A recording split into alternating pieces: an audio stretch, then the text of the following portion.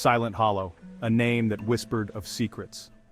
The town was small, nestled in a valley, shrouded in mist and mystery. The townsfolk were simple, their lives interwoven with the rhythms of nature. Yet, a shadow lurked, a darkness that clung to the cobblestone streets and the quaint gabled houses, the unsettling presence of the sculptor. No one knew his real name. He lived in an old, dilapidated mansion at the edge of town, hidden amongst gnarled trees and overgrown ivy. His studio, a solitary tower overlooking Silent Hollow, was a source of both fascination and fear. The sculptor was a recluse, rarely seen in town, his face perpetually hidden beneath a wide-brimmed hat. His only interaction with the outside world was through his art. But what art it was! Lifelike statues, so real they seemed to breathe, each one a masterpiece that captured the very essence of the human form. The sculptor's work was the pride of Silent Hollow, a disquieting source of renown for the otherwise unremarkable town. The townsfolk were drawn to the sculptor's creations. Every Sunday, they would gather in the town square, where the statues were displayed, their gazes lingering on the startlingly lifelike figures. The way the light danced in the eyes of the stone children, the delicate curve of a marble woman's smile, the way a granite worker seemed to strain against an invisible burden. There was something undeniably captivating about those sculptures. Yet a chill ran down their spines as they admired the art. A creeping sense of familiarity, like a half-remembered dream. For the faces immortalized in stone were not those of strangers. They were the missing souls of Silent Hollow. Each statue bore an uncanny resemblance to one of the townsfolk who had disappeared over the years. A fisherman lost at sea, a young mother who vanished on a stormy night, a traveling merchant who was never seen again. Their disappearances were a constant source of sorrow for Silent Hollow, a grim reminder of the darkness that lurked beneath the town's peaceful facade. The night the critic came to Silent Hollow was a night of raging storms. Thunder rattled the windows and lightning split the sky, casting eerie shadows that danced across the town.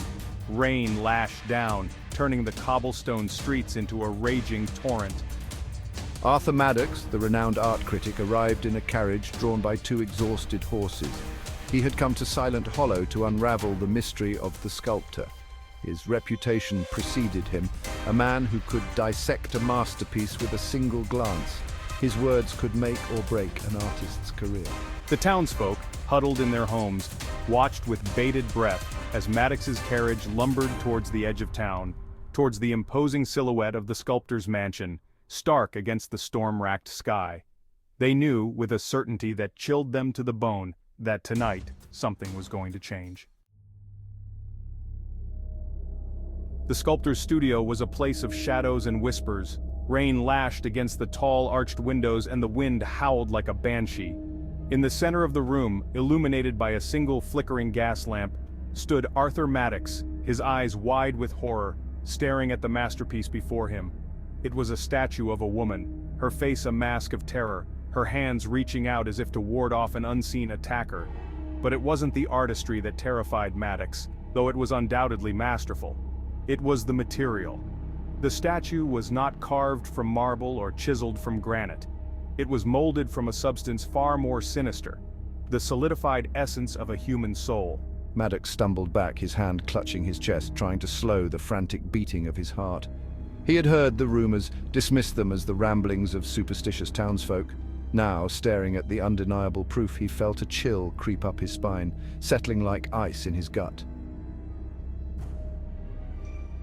He had to escape, had to tell the world about this abomination, but his feet felt as if they were rooted to the spot.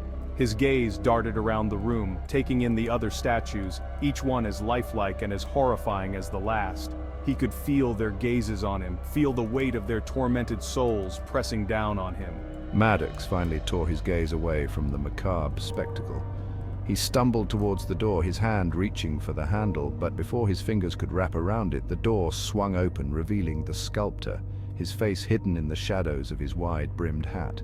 I trust you find my work compelling, Mr. Maddox? The sculptor's voice was a low, melodic purr that seemed to slither through the air. Maddox could only nod, his voice trapped in his throat, his eyes glued to the figure silhouetted in the doorway. Maddox's scream was swallowed by the howling wind. He thrashed against invisible bonds, his eyes wide with terror, but his struggles were futile. He could feel his essence being drawn out, his life force seeping away, leaving him empty, hollow. The sculptor watched, a satisfied smile playing on his lips as Maddox's terror solidified, his features frozen in a silent scream. Another masterpiece for his collection, another soul trapped for eternity in his macabre gallery. The storm raged on, oblivious to the horror that unfolded within the stone walls of the studio. The sculptor stood back to admire his latest work, a renowned critic, captured in his final moment of terror, his soul forever bound to the statue, a masterpiece born of darkness, a chilling testament to the sculptor's twisted genius. The sculptor of Silent Hollow had claimed another victim, and the town remained oblivious, bound by the enchantment of his art, forever trapped in the silent grip of his horrifying secret.